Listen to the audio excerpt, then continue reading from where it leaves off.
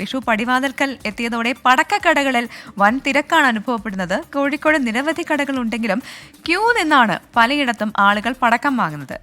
New gen വെറൈറ്റികൾക്കാണ് കൂടുതൽ ആവശ്യക്കാരെന്നാണ് Kozhikode കുണ്ടായത്തോടുള്ള champions കടയുടമ ബിന്ദു പറയുന്നത്. രാഹുൽ സുരേഷ് തയ്യാറാക്കിയ റിപ്പോർട്ടിലേക്കാണ് പോകുന്നത്. വിഷുവിനെ വരവേൽക്കാനുള്ള അവസാനവട്ട ഒരുക്കങ്ങളിലാണ് മലയാളികൾ. പലവാറുകാർക്ക് പടക്കമില്ലാത്ത ഒരു വിഷുവിനെ കുറിച്ച് ഓർക്കാൻ പോലും വയ്യ. ഇപ്പൊ നമ്മൾ ഉള്ളത് കുണ്ടായത്തോടുള്ള champions fireworks and Chinese crackers എന്ന സ്ഥാപനത്തിലാണ്. വൻ തിരക്കാണ് ഇവിടെ പടക്കം വാങ്ങാനായി കഴിഞ്ഞ 2 ദിവസമായി അനുഭവപ്പെടുന്നത്. ഇവിടുത്തെ പടക്കം വാങ്ങാനുള്ള ക്യൂ വഴി വരെ നീണ്ടിട്ടുണ്ട് എന്നതാണ് ഇവിടെ എടുത്തു പറയേണ്ട പ്രത്യേകത. സാധാരണ നമ്മൾ വാങ്ങാറുള്ള ഓലപ്പടക്കങ്ങൾ, അതോടൊപ്പം തന്നെ ഗുണ്ട്, കമ്പിത്തിരി, മത്താപ്പൂ, പൂത്തിരി ഉൾപ്പെടെയുള്ള സാധാരണ വിഭവങ്ങളും അതിനു പുറമെ കൂടുതൽ വെറൈറ്റി വിഭവങ്ങൾ ഇത്തവണ പടക്ക വിപണിയിൽ എത്തിയിട്ടുണ്ടെന്നാണ് നമ്മൾ മനസ്സിലാക്കുന്നത്. ഇവിടെ ഈ സ്ഥാപന ഉടമ കൂടിയായിട്ടുള്ള ബിനു ഇപ്പോൾ 24 ചേരുന്നുണ്ട്. ചേട്ടാ, വലിയ തിരക്കുണ്ട്, വഴി വരെ നീണ്ടിട്ടുണ്ട് ക്യൂ. എങ്ങനെയാണ് ഇത്തവണത്തെ പടക്ക വിപണി? പടക്കം വിപണി ഇപ്രാവശ്യം നല്ല മൂവ്മെന്റ് ആണ്, നല്ല സെയിൽസ് ആണ്. പോണ വർഷത്തെ അപേക്ഷിച്ചിട്ട് നല്ല കച്ചവടമാണ്. മറ്റിടങ്ങളിലെ അപേക്ഷിച്ച് മലബാറിലെ പടക്കം പൊട്ടിക്കുക എന്ന് പറയുന്നത് നിർബന്ധമാണ് അല്ലേ? അതെ അതെ, തീർച്ചയായും.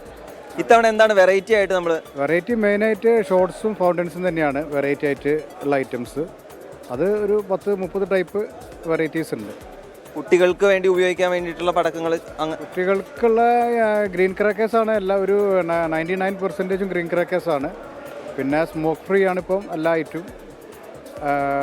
യൂസർ ഫ്രണ്ട്ലി ആണ്, സൈഡ് ഫ്രണ്ട്ലി ആണ്. ഇത് ഫുള്ള് ശിവകാശി മേക്കാണ്. ക്വാളിറ്റി ഉണ്ടാവില്ല ശിവകാശി പടക്കങ്ങൾക്ക് പ്രത്യേകിച്ച് ഒരു മാർക്കറ്റ് ഉണ്ട്. അതെ അതെ, ശിവകാശി പടക്കങ്ങൾ മാത്രമാണ് ഇവിടെ സെല്ല് ചെയ്യുന്നത്. നമ്മൾ എത്ര ദിവസമായി സ്റ്റാർട്ട് ചെയ്തിട്ട്?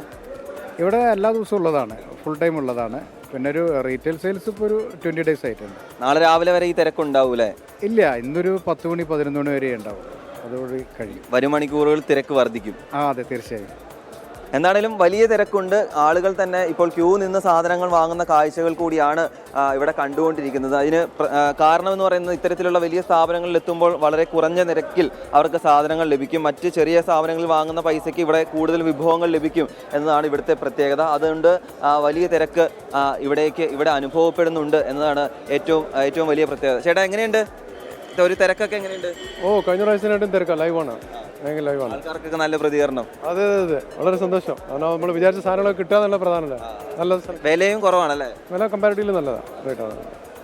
അങ്ങനെ സാധനങ്ങൾ വാങ്ങാൻ വരുന്ന ആളുകളും വലിയ ഹാപ്പിയാണ്. വരും മണിക്കൂറുകളിൽ പൊട്ടാൻ പോകുന്ന പടക്കങ്ങളുടെ എണ്ണം അത് എത്രയാണെന്ന് ഇപ്പോൾ പോലും പറയാൻ സാധിക്കില്ല. വലിയ തിരക്കാണ് ഈ പടക്ക കടകളിൽ എല്ലാം തന്നെ അനുഭവപ്പെടുന്നത്. അത് ഗ്രാമപ്രദേശങ്ങളിലാണെങ്കിലും നഗരപ്രദേശങ്ങളിലാണെങ്കിലും ആ തിരക്കുണ്ടെന്നാണ് നമ്മൾ ഈ ദൃശ്യങ്ങളിൽ നിന്നും മനസ്സിലാക്കുന്നത്. രാജേഷ് വെള്ളരിക്കുണ്ടിനൊപ്പം രാഹുൽ സുരേഷ്, 24 കോഴിക്കോട്.